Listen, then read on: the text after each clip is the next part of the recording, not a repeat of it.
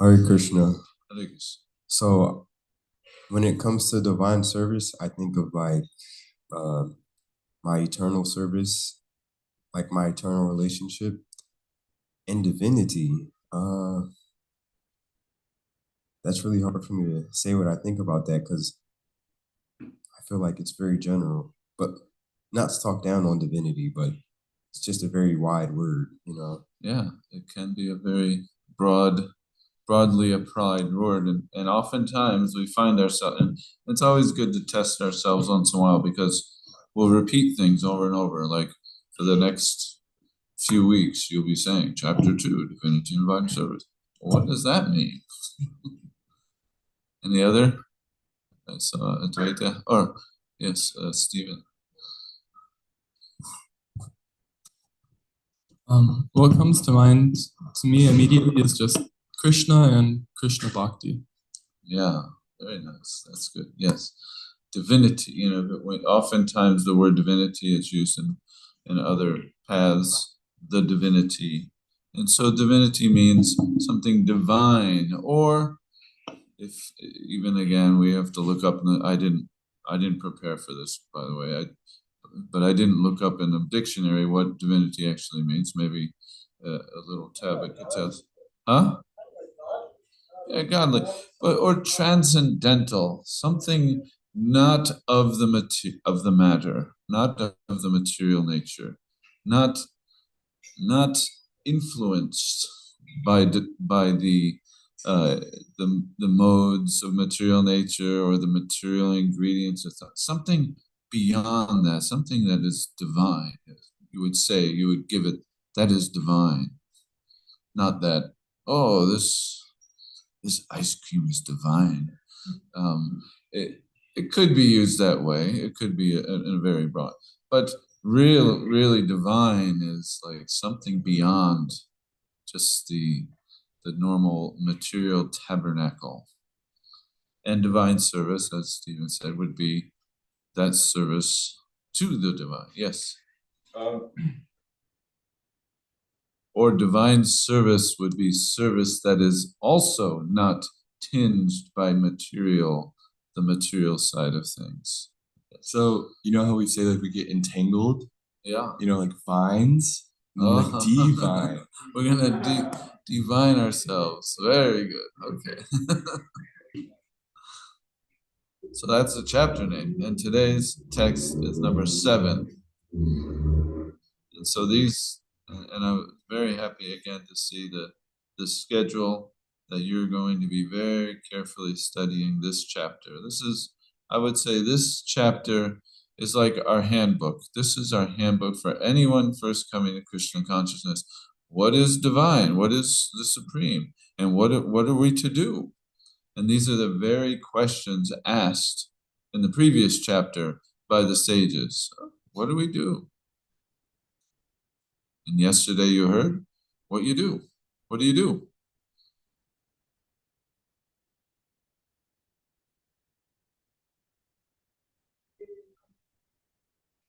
Yeah, survive some prodharma.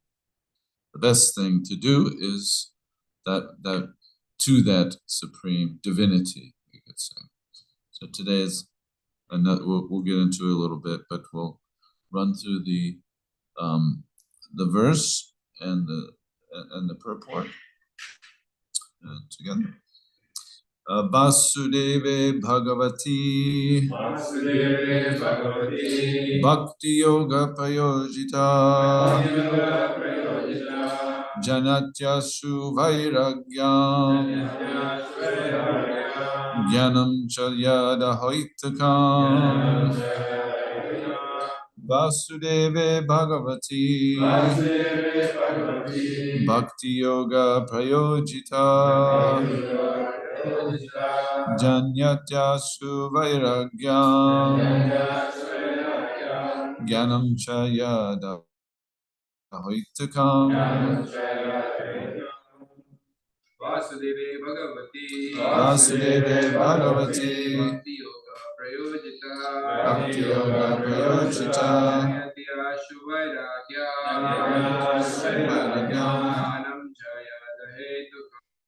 Vairagyam Vasudeve Bhagavati Bhakti Yoga Prayojita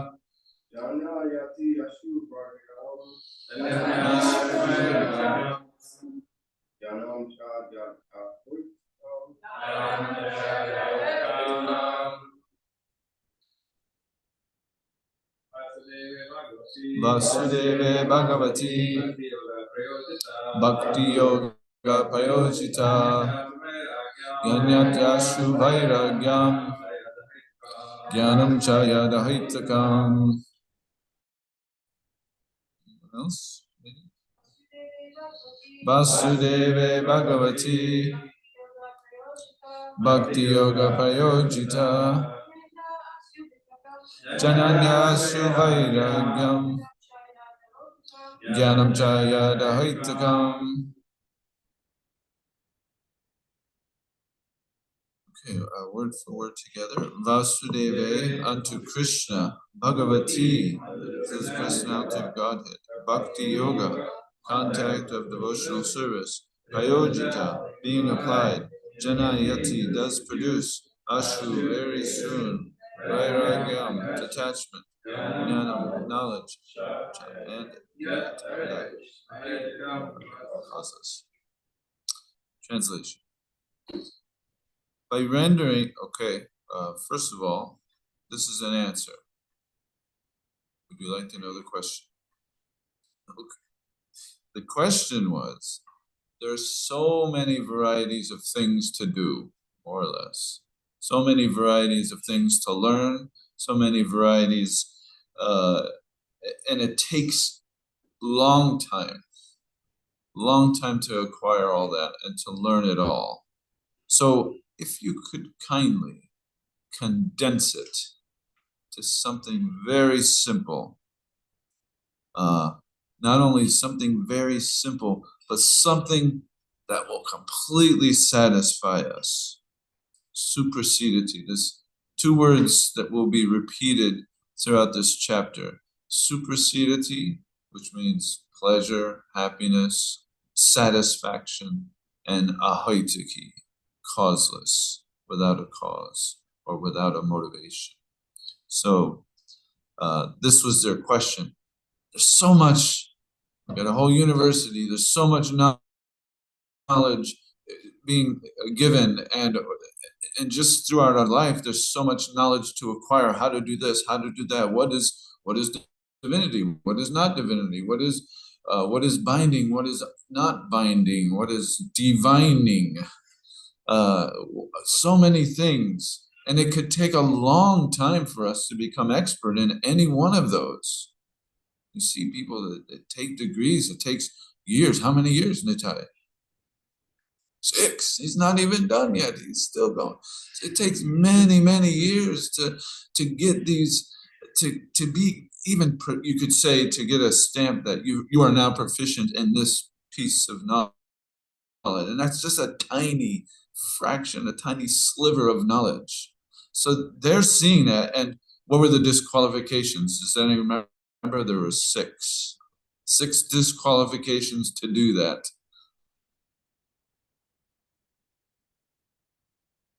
We're always quarreling. Anything else?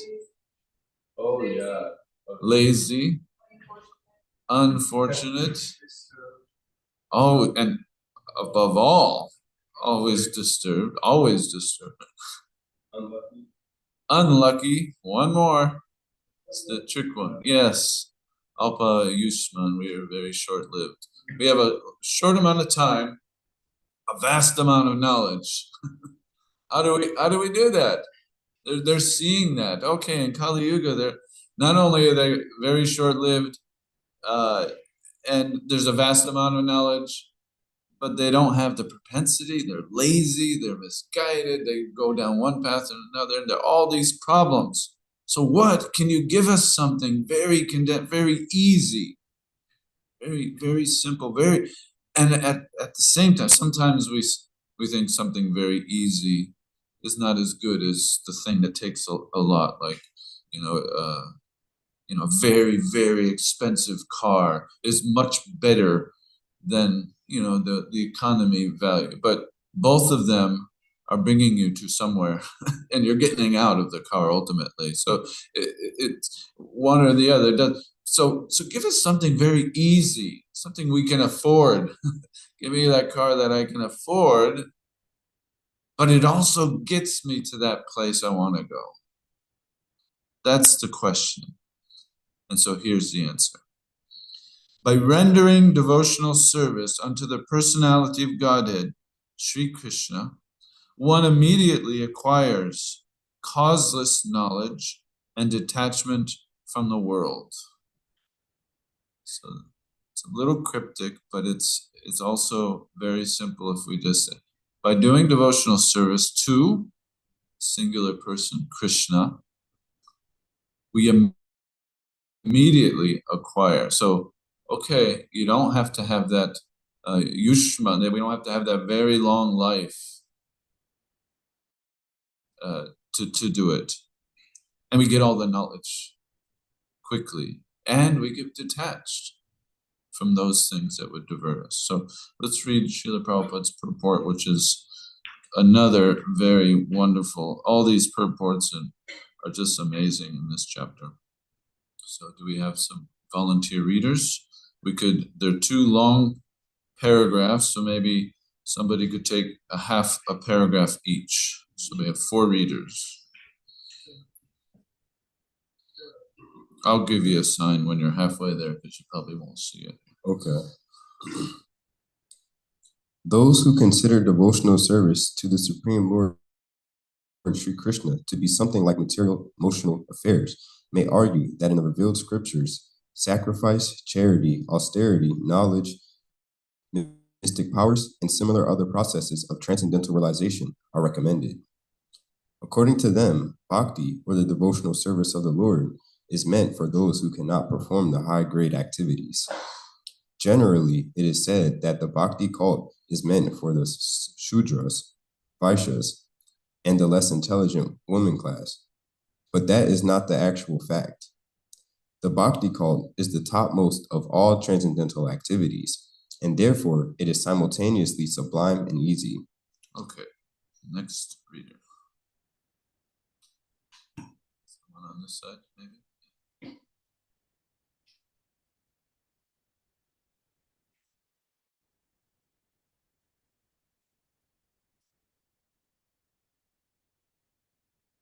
There we go. Okay. It is sublime for the pure devotees who are serious about getting in contact with the Supreme Lord. And it is easy for the neophytes. Thank you. And it is easy for the neophytes who are just on the threshold of the house of bhakti. To achieve the contact of the Supreme Personality of Godhead, Sri Krishna is the great science, and it is open for all living beings, including the Shudras, the Vaishyas, women, and even those of lower than the low-born Sudras. So what to speak of the high-class men like the qualified Brahmas and the great self-realized kings? The other high-grade activities designed as sacrifice, charity, austerity, etc., are all corollary factors following the pure and scientific bhakti culture. Principles of knowledge and detachment are 2 important factors on the path of transcendental realization. The whole spiritual process leads to perfect knowledge of everything material and spiritual.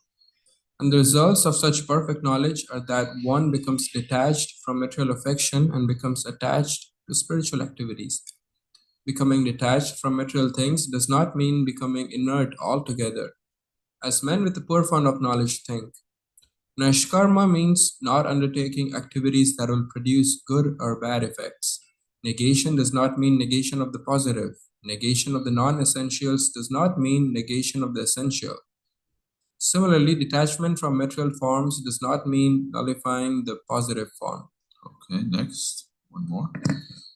The bhakti cult is meant for realization of the positive form.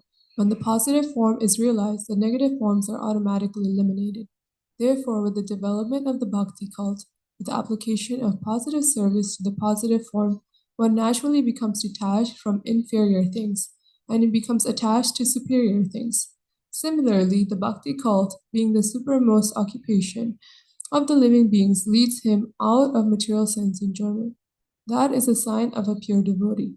He is not a fool, nor is he engaged in the inferior energies, nor does he have material values.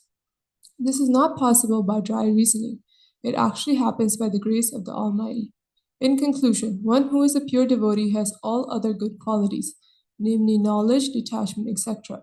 But one who has only knowledge or detachment is not necessarily well acquainted with the principles of the bhakti cult. Bhakti is the supermost occupation of the human being.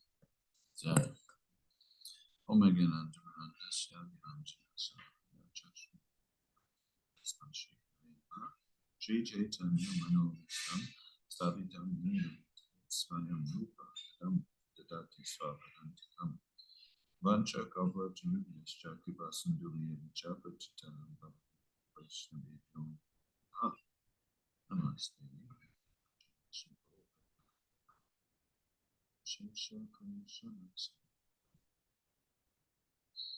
So this is quite a powerful purport, and Prabhupada goes through different things. So the first half of the first paragraph, Prabhupada is acknowledging that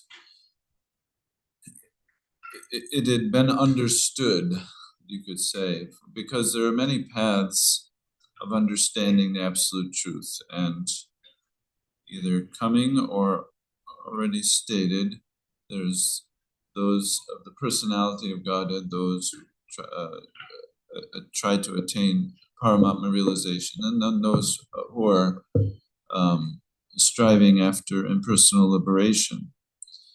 So these words used in the verse, jnana and vairagyam, these are illuminating other paths to the divinity. The divinity has various forms as acknowledged in Srimad Bhagavatam, Brahmeti, Paramatmeti, and Bhagavaniti. So Bhagavan is the personality of Godhead.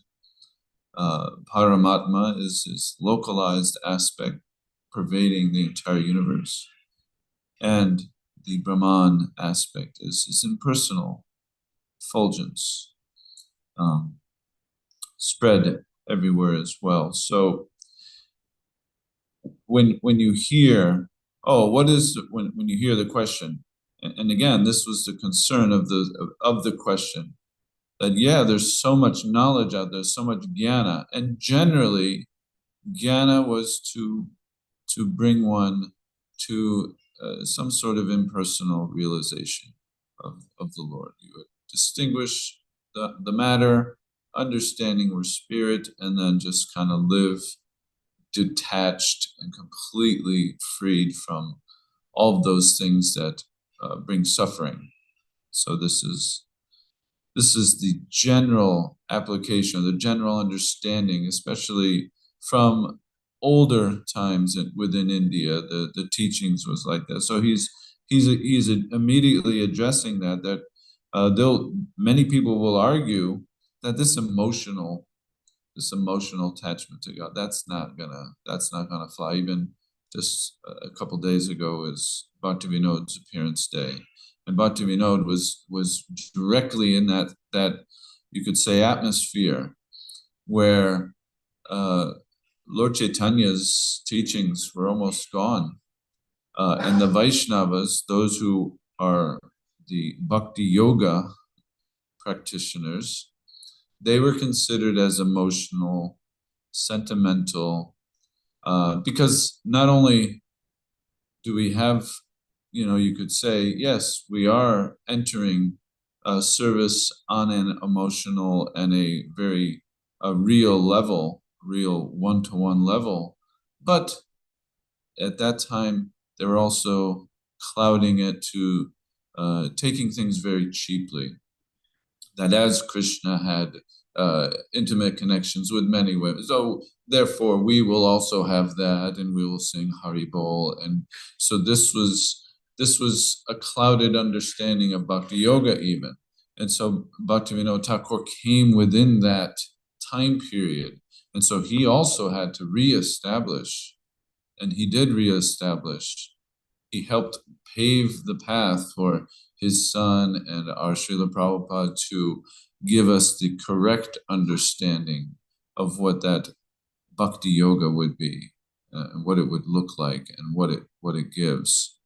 But again, so many people will just discount this bhakti or devotion, performing devotional acts. That's not. You really got to study the scriptures. You really got to, you got to get all that knowledge. You got to get it all right, and you got to, do everything very nice and very paka, and you can't, deviate. Once you deviate, then you're Sudra, you're these very low things. And so even these names were given to create separation.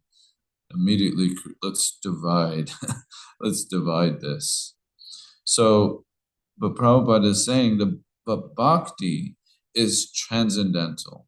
So again, we even define divinity as something that is beyond any material cause, any material motive. And that's where the word ahoitikam comes in. This word ahoitikam also is applied to jnana, and it is applied to yoga or vairagyam. Not that, jnana means let's just acquire a lot of knowledge, because a lot of knowledge is also useless. Sorry, Nitai, it's get you a good job, but it is not going to give you the ultimate. Actually, I remember a little funny story. Back in my youth, there wasn't a lot of movies, but some movies really made impacts. And I remember in geometry class, we really wanted to play a trick on our geometry teacher, and I forget her name, but she was from the South, and she had a deep accent. And she'd always have us just recite these theorems of geometry, the Pythagorean theorem, and so me and a few friends, we all got together, said, "Hey, let's give the one that the scarecrow gives." And I don't know if you know the story of the scarecrow who was considered an idiot, but he was given by this great and powerful Oz, knowledge. He was given smarts. And then what was the result of his knowledge? His knowledge was that he could go, the sum of two isosceles triangles with the square root of such and such, and we all memorize this. And actually that statement of the scarecrow was wrong. It was not the correct Pythagorean theorem. So we had about 5 of us, and she was getting so angry because we were giving this wrong one, and she didn't make the connection. It was from the Wizard of Oz, and we were all just like, well, but that knowledge, even just to be able to recite the knowledge, even let's just say he had the Pythagorean theorem correct, is still what yes, if you're a constructor of things that needs to know how to figure out certain angles, it may be some, but it doesn't provide escape from the material influences. So, or you're getting it because you want to get something else. You got that knowledge. Now I'm going to use this knowledge to get something else.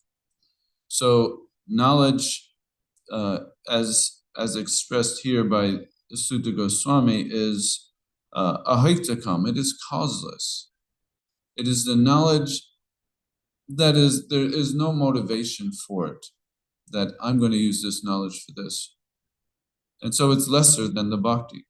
So really what's being explained is that bhakti, or devotion, or divine service to the divinity, to Sri Krishna, Bhagavati, Vasudeva Bhagavati, unto Sri Krishna, that service which will give everything else.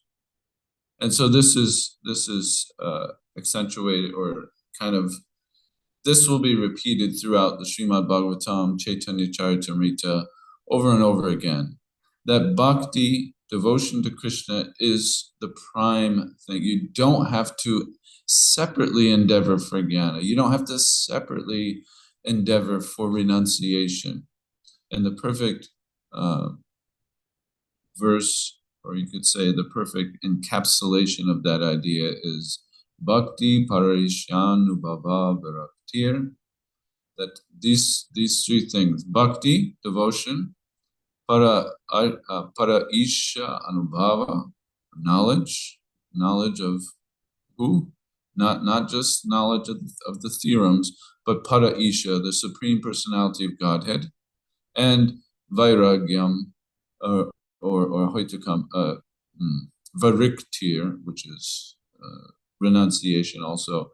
Viraktir, these three things, devotion, and it's quite amazing. Devotion, knowledge, and renunciation, they're gotten by the first one, devotion. So it's an amazing thing, and Vishwanath Chakravarti Thakur comments both on this verse and in the 11th canto verse that this process of devotion is the same as its result. We are practicing devotion not to get something, it's causeless, it's a hoitakam. We're not practicing devotion so that we can get this. No, we're practicing devotion so that we can practice devotion. And so a materialist will immediately say, I'd rather get knowledge, or I'd rather do this because I'll get something out of it. But no, the bhakti is in itself is, and that'll be explained again and again, suprasidati. It really gives satisfaction, because that's what the soul is hankering for. That's what we're hankering. We're hankering for some satisfaction. And reciting a theorem, or getting a good job, or being successful in one way or another, there's still so much trouble and tribulation. And you see it in elder persons. My wife's mother is now, toward the end, and she has been a professed atheist her whole life, and she has no shelter, and she's scared. She has. It's like, if I could just go back to like being able to function, but now there's no function ability anymore, and there's no goal, there's nothing that is giving suprasidity, satisfaction to the self, not this clunky self. And so it's fearful, and that's the fearful age of Kali is there. So it is sublime. Prabhupada said, it becomes supersedity, it becomes sublime, and for who? For those who are serious about getting out of this material clutches. and it's sublime for those who are very serious. So sometimes we'll categorize devotees as we start traveling to temples and temples. Oh, there's a very advanced devotee, and here's a very neophyte, and probably just on the threshold. So the person who just walks in the door. For both of them, the one who may be very advanced and the person just walking through the door, the same process is applied. Bhakti, devotion. How to increase your devotion.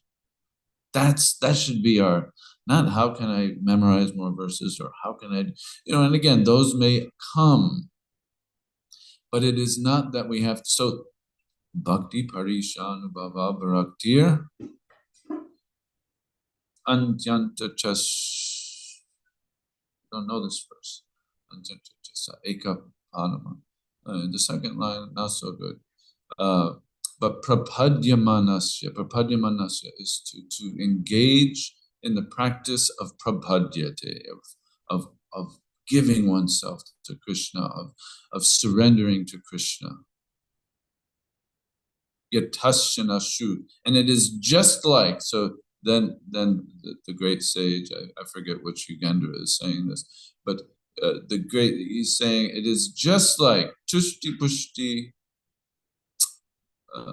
payukam nagasam 11 to 40 something.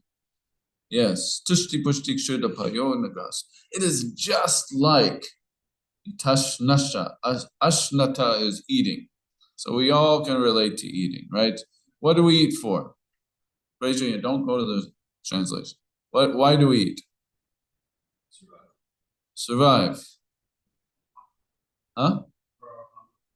For hunger. What else? To enjoy.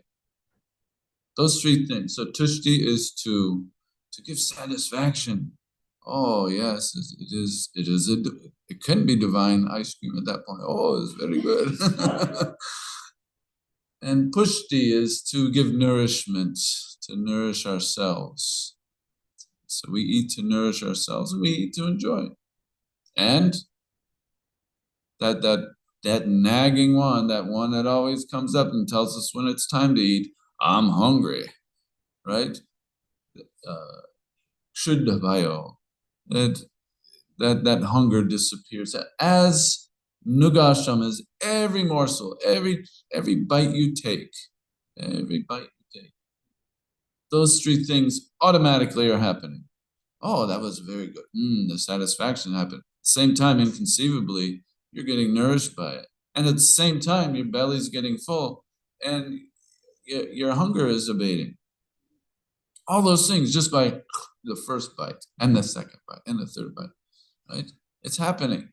So same way, bhakti, parishanubhava bharaktir, those three things are happening at every time prapadyamanasya.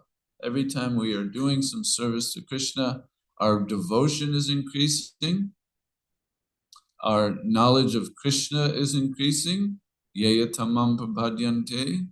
Again, the same word, prapadya, but those who are worshiping, I give intelligence by which they can continue on this path, by which they can come to me.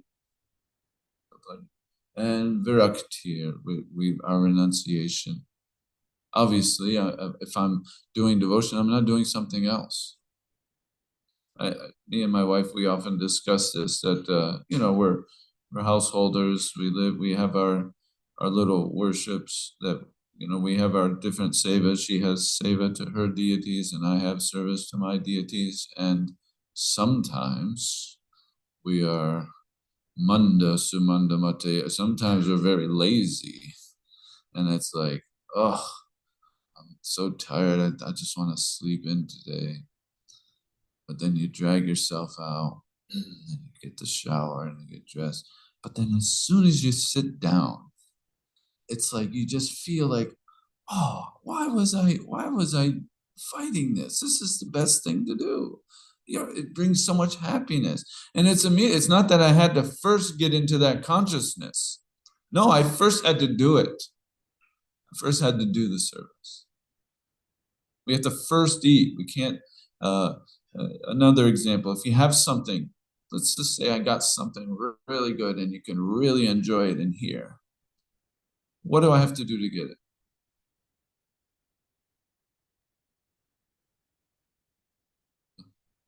Carly, is it? Yes. Yeah. Open your hand. You don't have to know, okay, mind, trigger those neurons to, what is the neuron? Okay, the neuron goes on this particular stream of neurons, and then can you trigger that so that all the muscles and these will... No, you just got to do it. Just open it and take it and you got it. So bhakti is like that. That's the answer. You don't have to dive deep into all these different scriptures and all these different things that are certainly there. They're certainly there. Vyasadeva provided so much knowledge and so much things to do. And Sarvabhauma Bhattacharya, he was one of the disciples of Lord Chaitanya. He was well known as one of the smartest guys around, and his knowledge was amazing. He was just known that his logic and everything was just. But when he was, And it's a long story. He was defeated by Lord Chaitanya. He came to, said, Vairagya Vidya Nija Bhakti Yoga Shikshartakam Purushart Paranam Shri Krishna Chaitanya Sarira Dari. Yeah, Papadya again.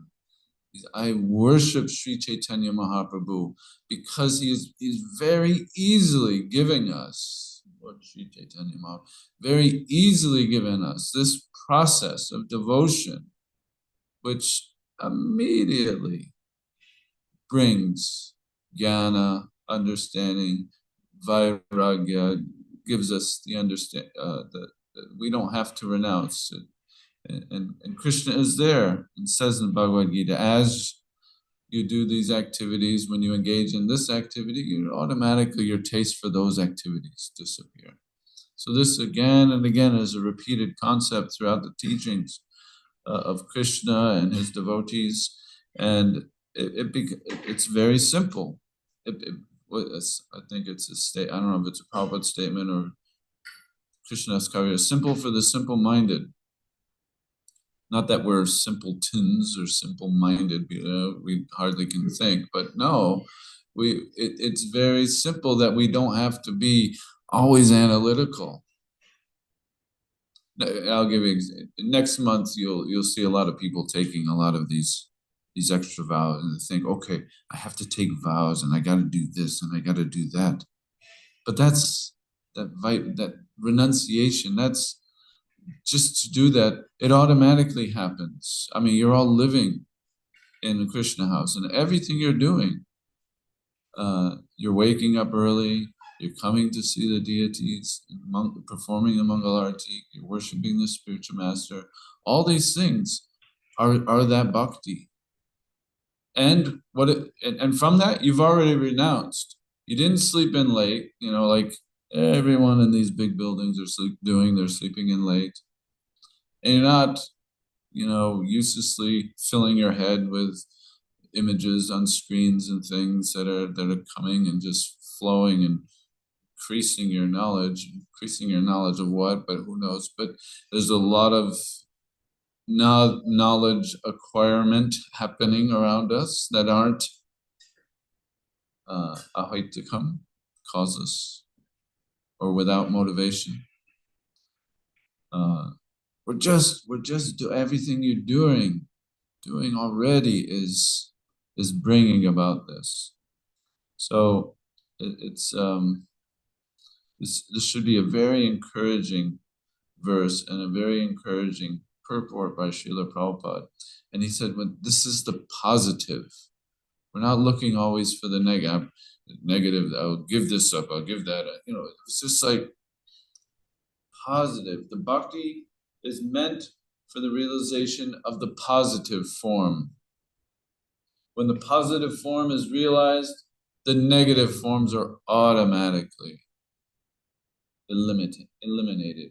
Therefore, with application of positive service to the positive form, one naturally becomes detached from inferior things and becomes attached to superior things. You never have to say, oh boy, we hardly ever think that, oh, what I was doing before was more enjoyable. Because those things may have given enjoyment to some neurons in the brain or some, different senses, but they never really satisfied the self. And that's what the focus of this chapter is. The satisfaction of the self, the repeat of the word suprasidati. You'll be hearing it. You'll chant one verse and the next day, oh, didn't we chant this? No, it was the same word used in the previous verse. Suprasidati. Complete happiness and pleasure to the self. That happiness is addicting, you could say. That's what causes us to keep, oh yeah, bhakti is so nice. I don't have to go on these other paths. Well, thank you very much. Are there any questions or comments? Stephen? Hare Krishna Prabhu. Hare. Thank you very much for your wonderful class. And I wanted to just ask, there might be some people out there with the perspective that yoga might appear like any other thing that gives happiness, and that it doesn't actually fully satisfy the self. Maybe they try it for some time and then they stop, and they kind of have this idea that it wasn't actually fully satisfying me. And they're even like, they might even say like, there's a song by Bhaktivinoda Thakur that says, when will that day be mine when devotional service will make me completely happy? I'll be fully satisfied and practicing I hate to keep up. So what would you say in response to people with doubts like that? And what can we say to them? Yeah, that I've been practicing for so many years or so many days or so many minutes and I haven't achieved. So there are many ways one could answer this, but just as in any application of any activity, how you are doing it will change the result. And this is explained as, or there's what is it? It's the Cheshta Rupa and the Bhava Rupa. So the Cheshta Rupa are you could say the externals of doing it. Like, okay, I'm gonna offer the arti today. 4, 2, 3, 7, right? That's Cheshta. That's like the mechanics of it. But then the Bhava Rupa is what you're actually doing. Are you connecting? Have you actually? Do you know who you are? First of all, have you learned that I am spirit soul, and what is the spirit soul? What is their position? A servant of Krishna. Okay, that's a servant. How do I understand that? By performing devotional service, we get the jnana, we get the knowledge of that.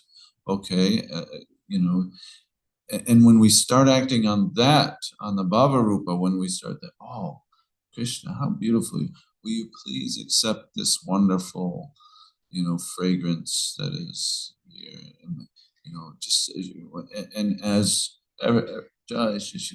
when we see the deities, we're always very reverential, that we look at their feet first, and then their navel, then their face, and then we take in their whole body, and so as we're doing that, that's a much now. Prabhupada says the neophyte who walks in the door, who may do the number counting, they're also getting benefit, but at times we may become, we may keep our foot out the door, and a lot of times we're looking for a happiness or a pleasure that is not transcendental, that's not divine. That, yeah, this is pretty fun. I get my meals taken care of. I have okay bed. It's not the best bed, but it's an okay bed, and I sleep. But when the desire for those other things again becomes stronger, then you're weakened in your determination. So Krishna and Prabhupada often say it's our determination is very important as we move along. And again, there's so many things in the Bhagavatam. There's one example, I believe it's from Kapila, that there's certain weeds in water reservoirs that if you allow them to grow, they'll take over and suck all the water out of that reservoir. And so the practice of Bhakti Yoga, yes, it's very simple, but it also can progressively get, as Prabhupada said in today's purport, it's very sublime even for the very advanced devotees. They're still doing devotion, but their devotion and their activities are more on the Bhava Rupa, the within the actual connecting with Krishna, rather than the Chetsta Rupa, the mechanics of it. So as, and certainly, again, where persons are on the scale, and it's not always the same linear path. Oh, you just do this, you're gonna just follow this path, the same thing as everyone else did. We're all grappling and dealing with different conditionings, different things of the material nature. We also have a lot of baggage, you could say, that may be inhibiting us from practicing without motive.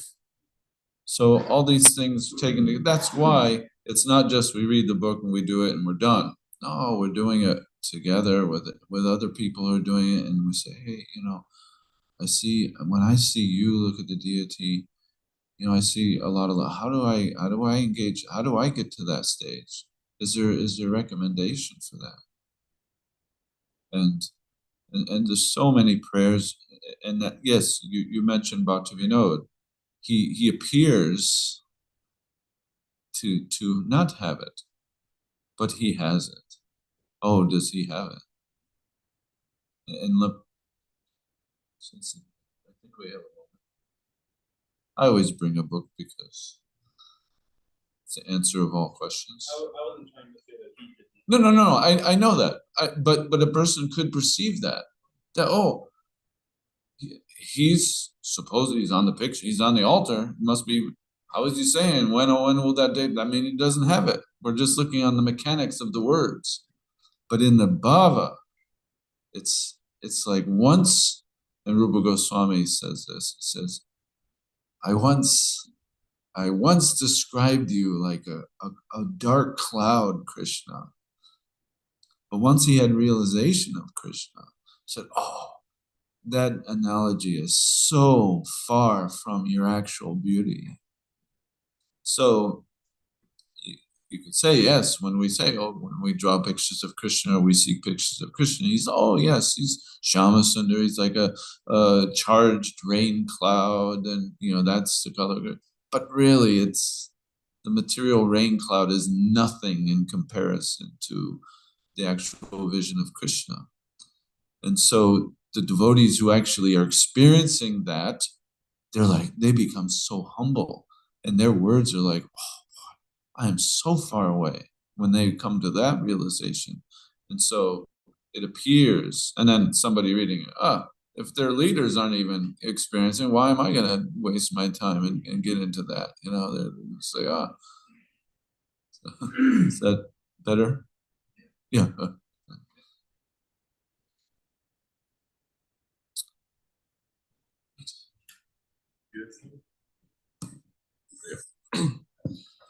I like your point about we're all grappling with different conditionings and people's path of bhakti looks different. I mean, it's so personal. You mentioned your atheistic mother in class. Mother-in-law. Mother-in-law, okay. Okay, a little different, yeah. Don't tell my wife. Yes. And I'm just sure that like growing up with a devotee, with like your wife has probably been a devotee for a while, and they've probably eventually got to that conversation of like the soul. And I talked to my dad recently, and he's like, oh yeah, your belief in the soul. And we're not supposed to preach to our parents, like I get it, like they don't want to hear that from us, but he was like really pushing me, right? So I don't know, what do you say when someone says, oh, you have like a belief in the soul, like instead of no, that they have, your belief in the soul, like that's cute that you let yourself think that. Yeah. Oh boy. I say, well, your belief in the stock market, it's like, is that real? Is your credit card, is that real money? I mean, there's so many beliefs, and we're accepting so many things that are just on word of mouth or something. But yeah, everybody believes in something, and they're believing that there isn't one. But where is that? Where is that at the end of life? And Prabhupada said ultimately, though for those, God comes in the form of death, and that's always a startling time. And what happens now is that instead of and again, the process of hospice and all that, there's a lot of different avenues we could go down with that discussion, but a lot of times nowadays, I mean, you're persons who are at least approaching a natural death, or a death that's not sudden from mechanics or something, from the machines or mechanics or guns or something. Those persons who are approaching that, they're going to approach it differently, and they'll generally go to something that gives them some solace. A lot of times nowadays, it's some drugs. Give them morphine to ease their pain and to do that. And that, yes, that may be needed, but what does that do to their consciousness? Consciousness disappears practically. So it's scary. I wanted to just very quickly, I won't read the whole thing, but this is Bhaktivinoda talking about renunciation and things that sometimes we want to do this separately, or we want to get the jnana. And he said, be careful. Don't become bewildered by mechanically following ritualistic vows with an aim to please.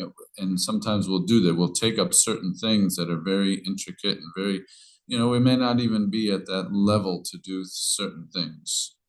But you do it, you want to do it as some service that, and I always tell this story that back in the day, there was a trend going around by brahmacharis that they had to be as austere as possible, and they would wear these wooden shoes that had this this pole sticking up for your toe, and it was just so painful. But they thought, and they would walk around, click, click, click, click, click, click. But it was like, yes, I'm renunciate. But they're having candy bars in the ashram or something. But they're wearing the shoes, are very renounced, and so don't just take up these things just to show some renunciation or something. Various types of austere vows. You consider that this will be conducive. So this is, again, you're thinking, okay, instead of just doing bhakti, doing devotional service, coming down, washing the deities' paraphernalia, or sweeping the floor, cleaning their temple, or chanting for them, or we have so much devotional service available to us. We think, oh, okay, I better be very austere, I better do this, I better do that. No, you don't have to do that. And he says, devotional service is actually very simple and easily understood, for it is the soul's natural inborn tendency. So it's just that same example. If you have something in your hand and it's there, you don't have to understand how it got there. You don't have to understand how the mechanics of your fingers are to open it. You just take it. It's just that simple. So he's speaking about that, being careful. He says, my humble submission is that you should just be a saragrahi, means we should just surrender. Prapadyamanasya, we should just surrender to the process of devotional service, and automatically tushti pushti will be nourished, will be satisfied, and we will no longer have attachment. That's the very nice expression by Bhakti. So thank you very much. I believe we have come to the end. All glories to Srila Prabhupada.